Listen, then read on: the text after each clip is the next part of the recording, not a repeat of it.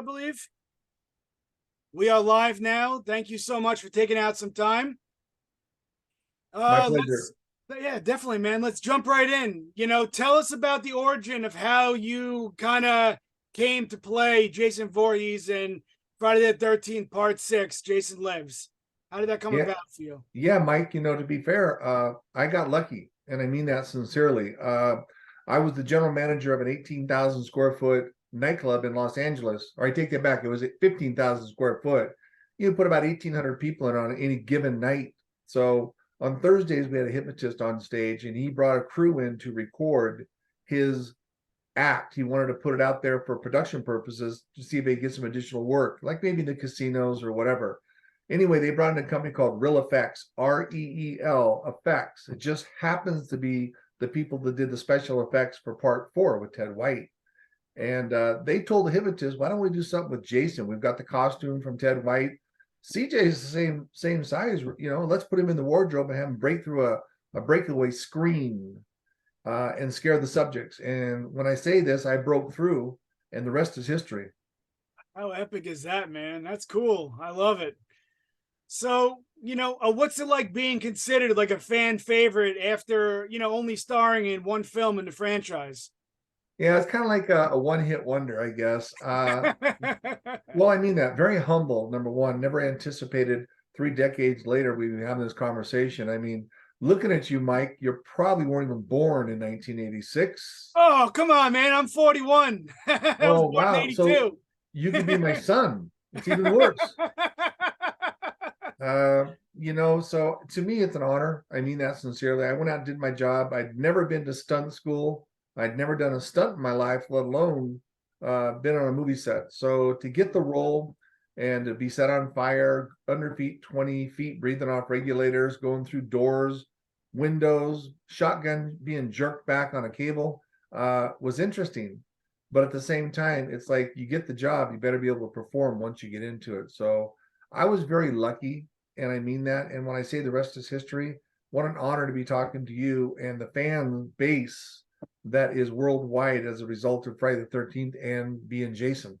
Sure, man. What would you say was the most challenging aspect behind the mask for you? For me, the 20 feet underwater was a little rougher. I mean, we did it. I didn't complain. We were at an Olympic size diving pool. I believe it's USC in California. And they put black tarp all the way around because we're shooting at night. They put two center blocks down in the bottom of the 20-foot pool for me to stand on. The purpose of that was so I'd go back to the same location every time they bring me to the surface. And I'd look over at a small monitor and see what we got.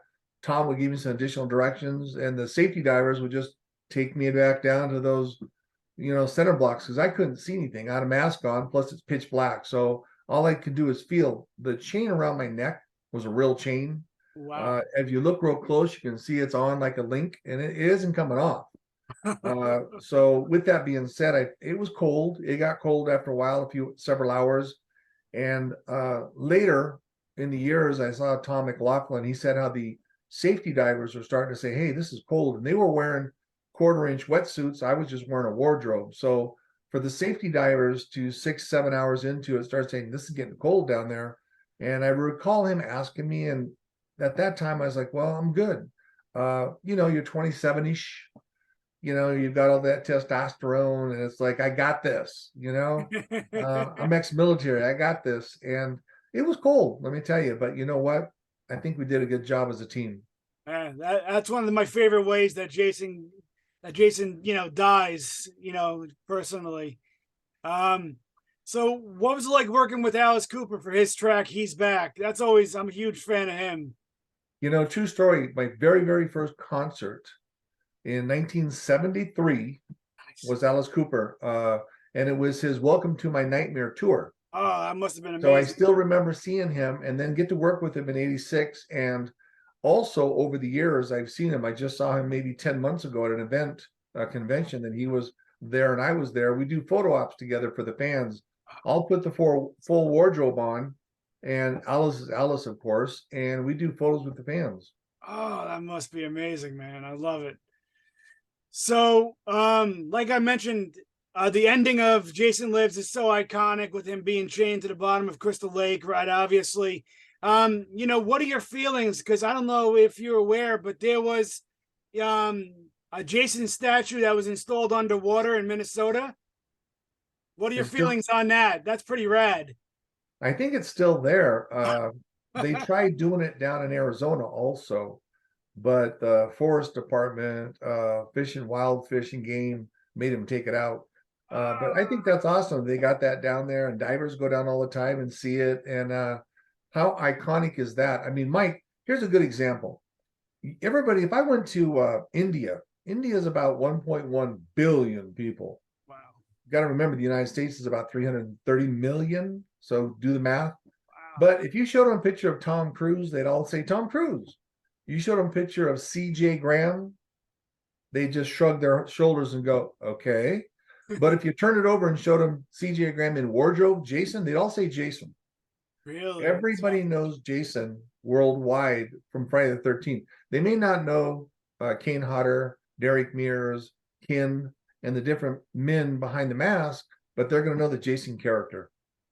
That's so epic, man. I love that. That's so cool. So your only other film role was in '92 with Highway to Hell. Up until now, you've done some stuff recently, but Highway to Hell is a badass movie, by the way. So why didn't you pursue more acting roles in the '80s and '90s? What happened Well, there? back in those days, there wasn't really agencies that handled people 6'3", 250, and people that didn't mind wearing prosthetics. I didn't. I would have played every character under the moon if they wanted to prosthetic my face. I don't care. I didn't care if people recognized me in a restaurant or not, but there was nobody to represent. I mean, sure, I could have put a Michael Myers wardrobe on. I could have put anything on, from Pinhead to Predator at that point, but there wasn't somebody that represented big guys for that part. Now, as we get into 2020s, I mean, you start seeing the Hulk, Rob, the Rock, and different people that are huge. And now it's even more funny because back in those days, nobody wanted to wear prosthetics or a mask. Everybody wanted their face to show. Well, you start looking at all these DC movies, Right. and you start looking at all the different movies. Everybody's wearing a mask, you know. I mean, Batman. You take a look at Arrow. They all got masks on now, and it's, if you haven't worn a mask in one of those, you're not cool yet. Well, we were wearing masks back in '80 when it really wasn't cool.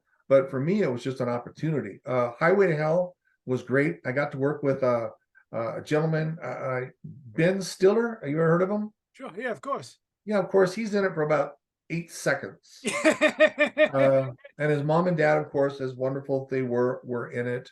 And they had some larger roles, and his sister was in it. Christy Swanson, the original Buffy and the Vampire, was in it. Chad Lowe, Rob Lowe's younger brother. So there was a very large character. But in 1991-ish, when it went for distribution to the theaters, Hemdale bankruptcy at about 2 weeks before distribution. So it just sat on the shelves until United Artists and MGM bought the libraries a few years ago, and now it's out on DVD. Right, right. Oh yeah, man. That's what it's a favorite of mine for sure. So, I mean, I read that you almost reprised the role of Jason in Freddy versus Jason. What happened there?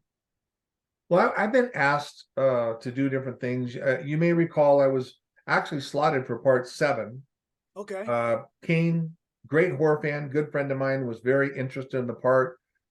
He went to the gentleman he knew, John, who was director.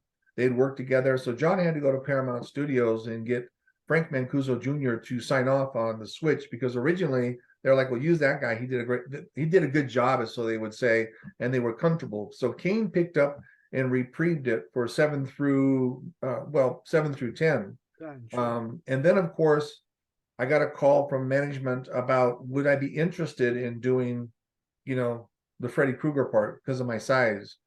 And yeah, I was the chief operating officer, general manager of 2 casino resorts.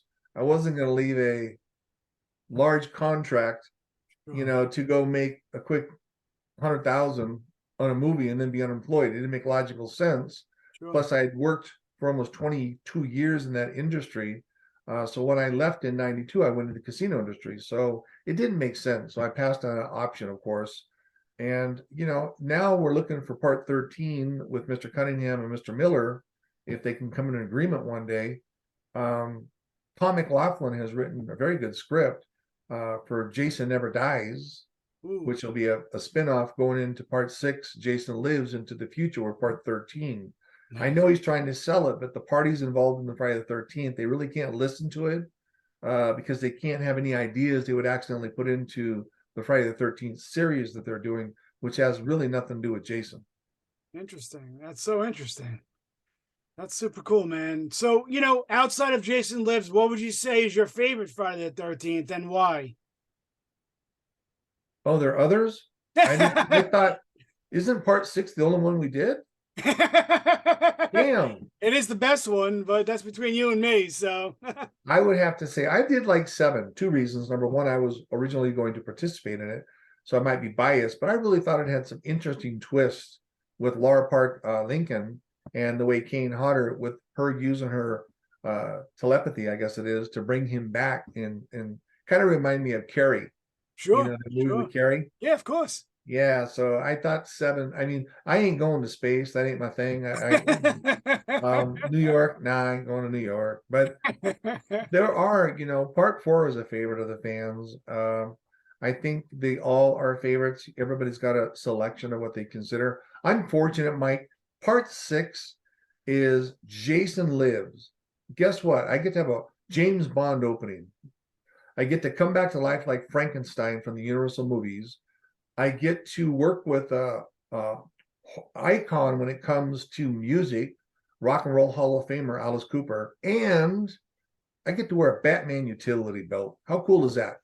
That's pretty epic, man. Yeah. Gotta admit. You never heard of putting that terms, have you? No, man, I haven't, but that's pretty rad. I gotta give it to you there. So, and I know you have a really busy year this year with the convention circuit. Where are a few places where fans can meet you this year?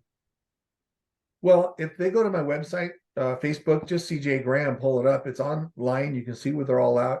I'm going everywhere from Texas to Florida to Spooky Empire, up to the northern side, New York. I'm doing a couple haunted houses in Illinois. I was in St. Louis a couple of weeks back. I'm going to Sweden next month. If any of you are in Sweden, I'll be there. So I've got about 13 shows scheduled this year. I try to stay around 13, 14 because I am retired from the casino industry, but it's given me an opportunity, going back to your very first question, of how awesome it is for the fans to really care 3 decades later. So I take that with a very appreciative sugar that I get to go out there and, it's beautiful. I got lines of people lining up 20, 30 deep, and they're waiting for autographs and selfies. Yeah, no, my last question was going to say, I saw you recently suit up as Jason for photo ops with fans. I was going to say, what's it like meeting the fans in costume?